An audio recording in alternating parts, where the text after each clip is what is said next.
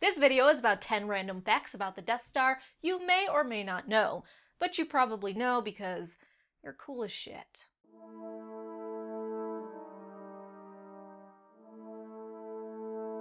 Number 1.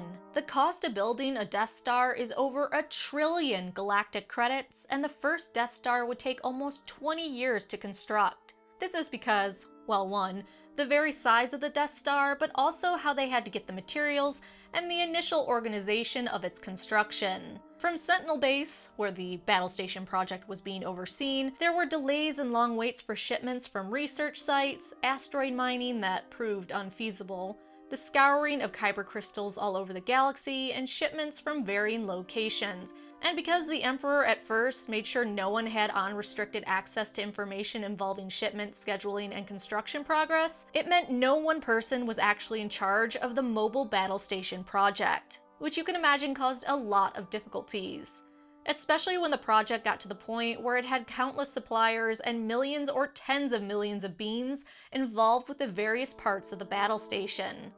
Commanding Sentinel Base basically meant also commanding hundreds of nearby supply and sentry outposts as well. There was also construction phase deadlines missed at first due to arguing and disagreements of scientists and engineers and other supervisors of the project. This would mostly be dealt with when Tarkin was given control of the entire project and became the overseer, able to coordinate the construction and the defenses of the mobile battle station. Lastly, there would be delays from attacks on the battle station and those trying to strike back and hurt the Empire. You know, terrorists. Number 2. After the first Death Star was destroyed, Palpatine had the designer responsible for the weak spot executed.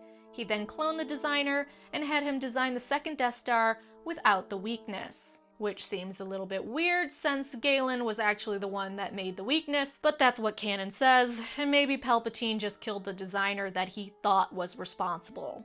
Or maybe Palpatine lied about it. Who knows? Kill you, clone you, and put you back to work. The Empire way. Number 3. The Death Star 2 was actually quite a bit bigger than the original Death Star. The first Death Star was 75 miles in diameter, the second one was 99 miles in diameter. The super laser aboard the first Death Star took 24 hours to recharge. The super laser on Death Star 2 took 3 minutes. There were 357 internal levels on the first Death Star and 560 internal levels on the second Death Star. As well, the second Death Star had 637,000 crew members. That's almost double the first Death Star. Combine the crew members with the passengers, and the second Death Star almost held 2.5 million people. That's a whole lot of innocent people those terrorists killed. Number 4. The weaponry on the Death Star 2 was insane. It had 15,000 standard turbo lasers, 15,000 heavy turbo lasers, 5,000 ion cannons, and 7,500 laser cannons. It could also hold thousands of TIE starfighters of various models, as well as shuttles and ground assault vehicles, such as AT-ATs and AT-STs. Number 5. The super laser was powered by Hypermatter reactors. Multiple lasers were focused through massive kyber crystals into a beam that could destroy a planet. Interesting enough, the Empire continued searching for new crystals, and one crystal was located by the Rebels, as seen in Star Wars Rebels the TV show, and destroyed before the Empire could use it. Number 6. The sound the Death Star super laser makes was taken from the buzzing of spaceships in the 1930s Flash Gordon science fiction series, which was a favorite of George Lucas. Number 7. We have an exact number of stormtroopers on the Death Star, 25,984. I had friends on that Death Star. Number 8. The real purpose for the Death Star was to serve as a symbol and constant reminder of the dark side, which would free the Emperor from having to portray that part. As well, the Emperor wanted to use the Death Star in making sure the Force could not strike back, and eventually whatever faint light of hope that remained could be snuffed out completely. Palpatine also hoped the Death Star would give him and Vader time to explore other matters of the dark side that had little to do with the Empire. Number 9. To help achieve this end, Palpatine would eventually put Tarkin, a man he highly respected and saw the value in charge of the Death Star project.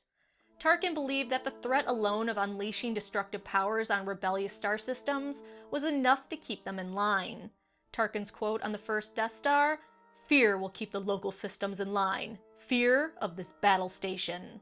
Tarkin would later state in his memoir that his only regret was not using a firmer hand to bring the Death Star into fruition in time to thwart those that were trying to destroy the Emperor's noble designs. Number 10. The Death Star 2 is nearly 3% of the size of the moon of Endor itself. Due to the Death Star 2 being stationary, it required tremendous force to counter the moon's gravity. It used a repulsor lift field created by the shield generator on Endor to maintain its position. Because of the force generated by the Death Star, it would create earthquakes, tidal imbalances, and other geological disturbances on the planet Endor and its moon. Poor creepy Ewoks. I feel so bad for you. So those were my 10 random Death Star facts that I'm more than sure you knew, but pretend like you didn't because... I don't know. Just throw me a bone, okay? Thanks so much for watching. Please like the video and subscribe for more Star Wars videos.